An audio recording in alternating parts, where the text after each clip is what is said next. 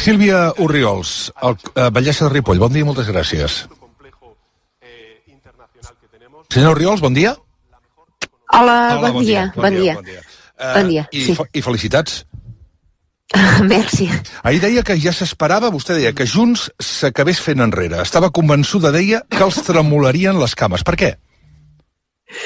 Bé, jo quan vaig plantejar la moció de confiança sabia que me la tombarien, però també tenia clar que era molt complicat que s'arribés a fer realment aquesta moció de censura, doncs aglutinant formacions que en els seus programes electorals mantenien posicions tant a nivell local com nacional absolutament antagòniques. I jo he servat aquesta esperança de que no s'avinguessin fins al darrer dels dies, no?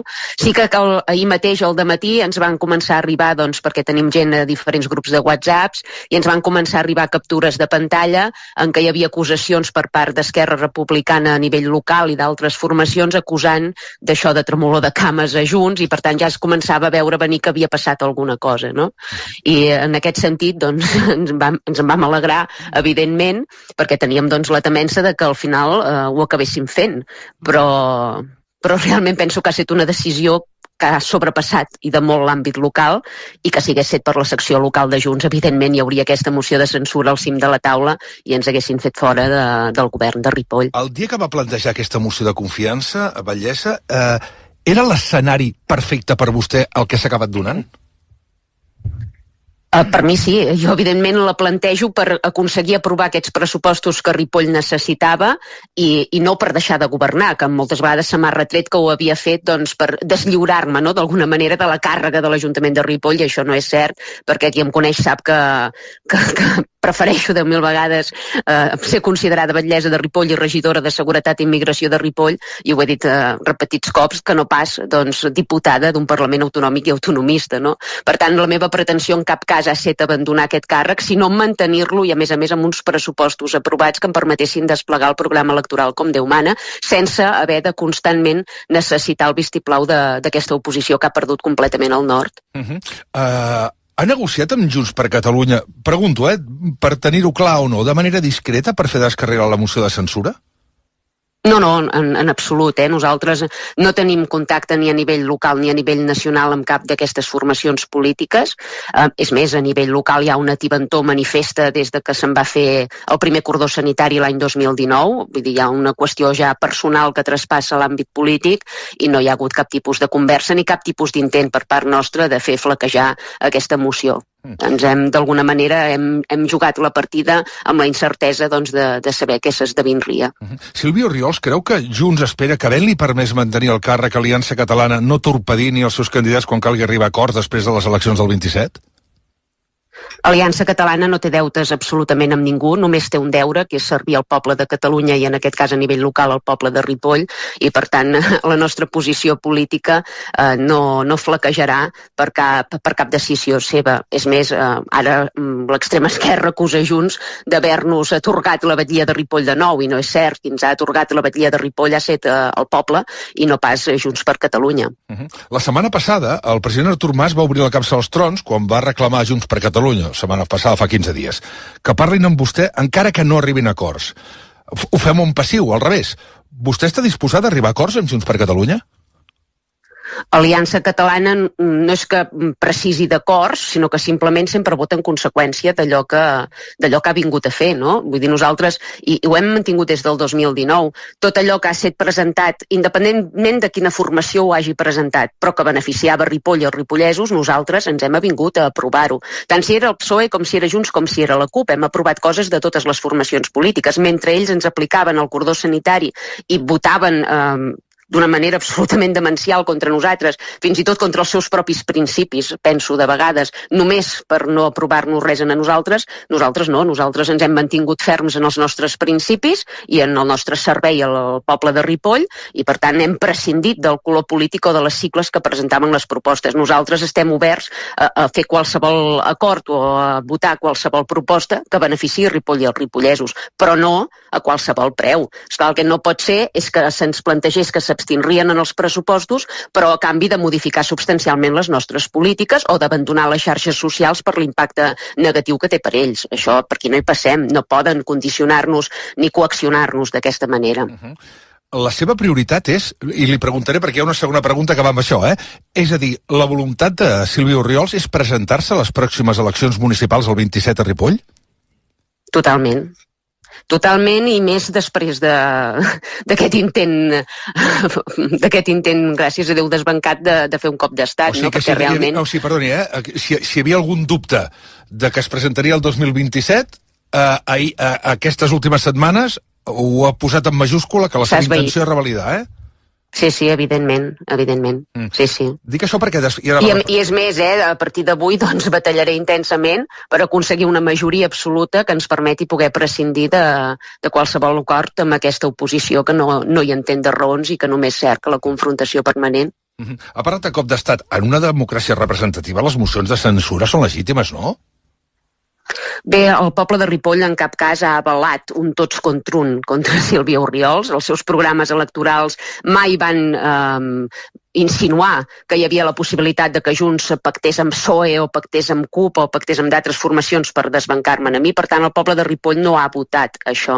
Jo crec que el poble de Ripoll va votar majoritàriament Aliança Catalana i va votar també aquestes altres formacions, però en base als seus programes polítics, no pas en base a aquesta unitat ara que volíem fer per desbancar-nos a nosaltres. Per tant, jo penso que els ripollesos no els han atorgat cap tipus de validesa a les urnes perquè ens facin això. En tot cas, després de les eleccions municipals del 2027, que era la meva pregunta respecte a la voluntat de presentar-se a les pròximes eleccions, si obtenen més regidors, potser els pactes amb la resta de partits seran claus en molts municipis. Estarien disposats, per exemple, a parlar amb Junts per Catalunya? Bé, a nivell local de Ripoll ja he dit que era molt complicat perquè ja és una qüestió personal per la majoria de regidors tant de l'oposició com del govern, però és cert que en d'altres municipis hi poden haver avinences i evidentment seran sempre en partits catalans i catalanistes. El que no farem nosaltres és com han fet Junts, com han fet Esquerra o com han fet la CUP, fer pactes antinatura ni a ajuntaments, ni a consells comarcals, ni a diputacions. Per tant, si d'alguna manera s'estableixen pactes, serà sempre en formacions de caire processista en aquest cas, no? Perquè no podem considerar els independentistes en base a la seva trajectòria, però evidentment seran en partits catalans i suposadament catalanistes, mai amb els partits espanyolistes. Alcaldessa, la resta de partits defensen la necessitat de fer-la fora perquè diuen que vostè és autoritari en la gestió i perquè és d'extrema dreta. Què els respondria? Bé, a mi em sembla indignant que he sentit fins i tot representants de la resta de formacions a nivell local fent intervencions a mitjans de comunicació que gairebé amb el teatre que han fet han vingut a dir que Ripoll s'havia convertit en el Tercer Reich, no? I em sembla absolutament lamentable i no entenc com fan aquesta interpretació funesta dels fets. Aquí a Ripoll no hi ha cap tipus de repressió política, simplement hi ha un compliment estricte de les ordenances municipals, perquè això és el que deia el nostre programa electoral, que basàvem el nostre programa en el seny i en l'ordre, i és exactament el que hem aplicat, i aquí no hi ha cap tipus ni d'autoritarisme, ni d'inquisició, ni absolutament res, i pot preguntar a qualsevol ciutadà normal de peu del carrer que li diran el mateix que jo, i em sap greu que l'oposició ara aprofiti aquest altaveu que els hi ha donat els mitjans de comunicació per pintar un Ripoll que en cap cas s'avé amb la realitat. Jo crec que s'ha intentat demonitzar Aliança Catalana i personalment la meva figura, i que se'ns ha intentat deshumanitzar com si fóssim dictatorials, i no és cert. La gent que ens coneix i a àmbit local saben que no és cert. Però entenc que la qualifiquin d'extrema dreta o el partit, quan alguns dels seus militants es reuneixen amb Alternativa per Alemanya o defensen anar a congressos que convoca Vox? No, Catalunya, com la majoria d'estats del món, no pot tenir amics ni enemics, té interessos i ha de defensar els seus interessos i els seus drets, i per tant nosaltres estem oberts a reunir-nos amb tothom.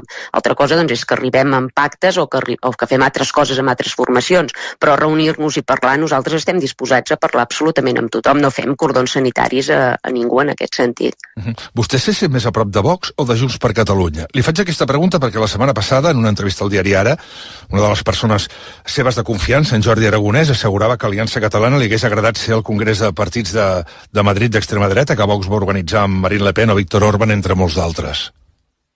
Bé, a mi segur que no m'hi haguessin vist, perquè jo si hi ha representants de l'estat espanyol i de l'estat francès, que són dos estats artificials que es mantenen doncs, subjugada a Catalunya, jo segur que no hi seré. Això per començar, no? I evidentment, si la pregunta és si sóc més propera a Junts o a Vox, doncs em sembla que la resposta és molt fàcil, no? I de fet, la fuga de vots de Junts cap a la nostra formació evidencia doncs, que evidentment l'electorat de Junts i el nostre té idees i projectes bastant semblants, molt més que no pas cap partit espanyolista. I a mi tant més Vox com el PSOE com el PP, perquè no distingeixo. Tots són partits imperialistes que volen mantenir subordinada Catalunya i, per tant, tots són enemics meus i enemics d'aquest país. I, per tant, no faria distincions en aquest sentit. Ho he dit moltes vegades. Jo sempre prioritzo l'eix nacional abans que l'eix ideològic i serà així sempre, a diferència d'altres formacions catalanes que es volen fer passar per catalanistes i que a l'hora de la veritat prefereixen pactar amb el PSOE, ja sigui a Ripoll, a Barcelona o a Madrid, que no pas amb formacions com la meva.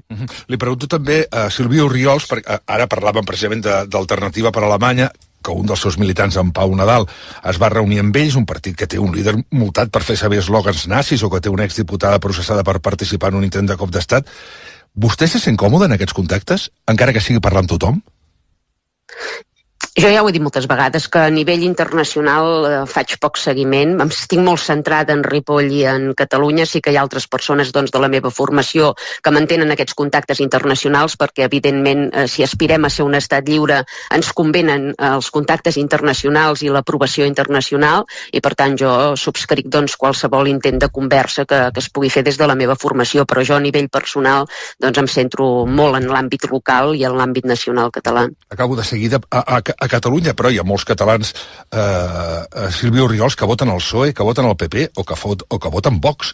Si vostè considera que aquests partits són enemics del país, ergo els seus votants de Catalunya també són enemics del país? Bé, jo crec que estan enganyats i que a Catalunya, independentment de si a casa enrones català o enrones castellà, Espanya et maltracta com a català i, per tant, penso que el seu vot és erroni i que es tiren pedres a la pròpia teulada, per dir-ho d'alguna manera, i penso que algun dia seran capaços de veure doncs, que si realment volen vetllar i batallar pel futur dels seus fills o dels seus nets, hauran d'apostar clarament per una formació política que advoqui per la restitució de l'estat català. M'apunten que vostè, l'anterior alcalde, Jordi Monell, va criticar que fos alcalde i diputat i que vostè va prometre que no acumularia càrrecs. Això és veritat, perquè la pregunta seria, ara que ja té clar que serà alcaldessa fins al final del mandat, renunciarà a la seva acta de diputada? No, ho he dit, de fet ho he explicat també. La meva intenció era centrar-me en Ripoll, però davant l'avançament electoral que hi va haver a nivell nacional català, doncs Aliança Catalana havia de presentar-s'hi, perquè evidentment no podria perdre aquesta possibilitat d'obtenir un nou altaveu, i no hi havia cap cara visible del partit que pogués vincular-se a les sigles, perquè tothom vinculava Aliança Catalana amb Sílvia Orriols, no? I en aquell moment es va decidir que o ens presentàvem amb la meva figura com a cap de llista o realment no teníem possibilitats, no, de sortir i per tant vam fer el pas bàsicament per això, no perquè tingués cap tipus de pretensió ni molt menys d'acumular càrrecs, prou feina tinc aquí a Ripoll. I si el 2027 renova el càrrec d'alcaldessa, què farà?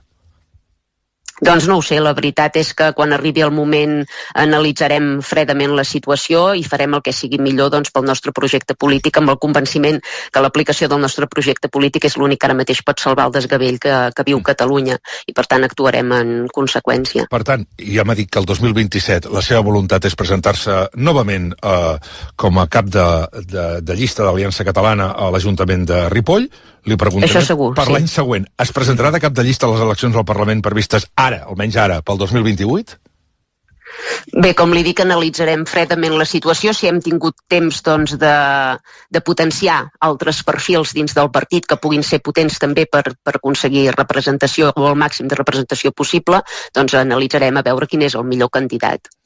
Una última pregunta. Què farà per la gent que ens estigui escoltant ara des del Ripollès i des de Ripoll? Què és el primer que farà avui ara, quan surti d'aquesta entrevista? És a dir, què és el primer que té Sílvia Orriols a fer? Bé, avui des de les 7 del dematí que estic responent correus, whatsapps de felicitacions de veïns d'aquí, de Ripoll i de la comarca sencera, i ja he començat també a firmar decrets, per tant suposo que quedaré capbussada en el dia a dia municipal i continuar endavant. Evidentment, de seguida que tingui aprovat el pressupost, que m'imagino que serà la setmana que ve, si Déu vol, doncs començarem a desplegar nous projectes. Quan fa que no... I l'última, quan fa que no parla amb el president Puigdemont? És que jo no hi he parlat mai, amb el president Puigdemont. Mai, eh? No he tingut mai... Ni un canvi de missatges, ni WhatsApp, ni res, eh? No, res, mai. No. Sílvia Orriols, felicitats i moltes gràcies. A vostès, gràcies. Adéu-siau. L'alcaldessa de Ripoll, Sílvia Orriols, avui aquí al Món